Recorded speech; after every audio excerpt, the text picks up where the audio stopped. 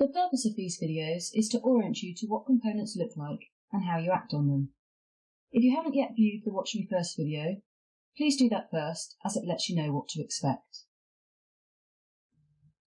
As you read in Chapter 5, documents are the data files within your MAXQDA project. In this video, we show what different documents look like and review some of the actions that can be taken on them. So in this MAXQDA project, I've closed down the code system and the retrieve segments window in order that we can focus our attention on documents. As you'll know from the video about document groups and document sets, the document system is where we store documents, and we can group them either into document sets or document groups. This is a document group and this is the document set. So let's just open up a few. At the moment we've got Kelly open, which is a text file. And many of the documents in this project are text files. But we can also work with other documents inside MAXQDA. Let's go and have a look at a focus group transcript. That's also a text file, but it's been structured in a particular way before it was imported into MAXQDA. And that means that MAXQDA has automatically coded who said what in this transcript.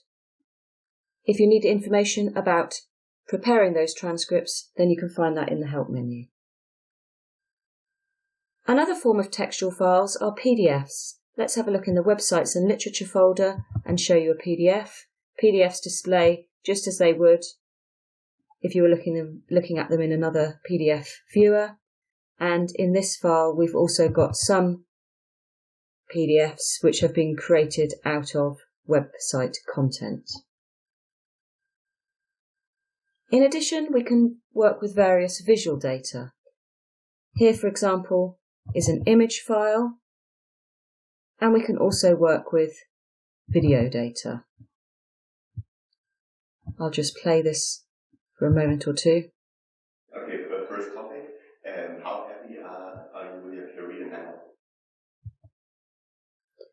In this project, we've also got some Twitter data, which has been accessed via the special Twitter import. In order to get an overview of the different types of data that we can import as documents, the Documents main menu provides a list, and you can see that there are various different special import functions from particular places: Twitter, SurveyMonkey, bibliographic data from EndNote, RefWorks, etc. As we discussed earlier, there are various actions that can be taken on documents. Right-clicking on a document will illustrate what many of those actions are. So as well as opening documents, as we've been doing so far, we can link memos to documents, we can apply colour, we can rename and export documents, we can link audio or video files to documents, and we can generate various overviews of documents. We can also take various interrogations on a document. So what I'll do is I'll show you one of those. Let's choose Kim. If I right-click on Kim, then I have the option to generate a tag cloud from Kim, and then I get an overview of the words used in Kim, and I can ask for the word frequency list, and that's giving me some information just about Kim based on the words in her text file.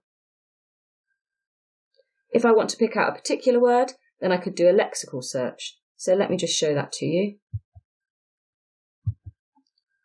Because I want to focus on one document, Kim, let's open Kim first so we can see that document.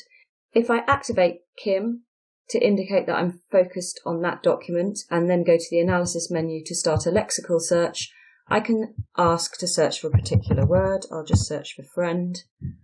And you'll see here that I'm searching just in the activated document. Run the search, and now I've got every instance of the word friend within Kim's document. And clicking on each hit will show me in the document browser that result.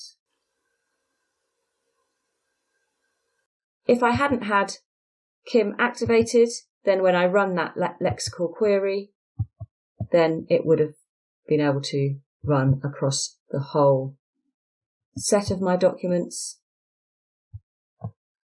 You'll see now that I've got many more hits in many more documents including other documents. So activation is a way to focus a search or a query on particular documents of interest. As we discuss in the video on document groups and document sets, we can also gather documents together into shortcut groupings, and that's what sets are. We can see here sets for male and female respondents, but as I say, we talk about that in more detail in that video.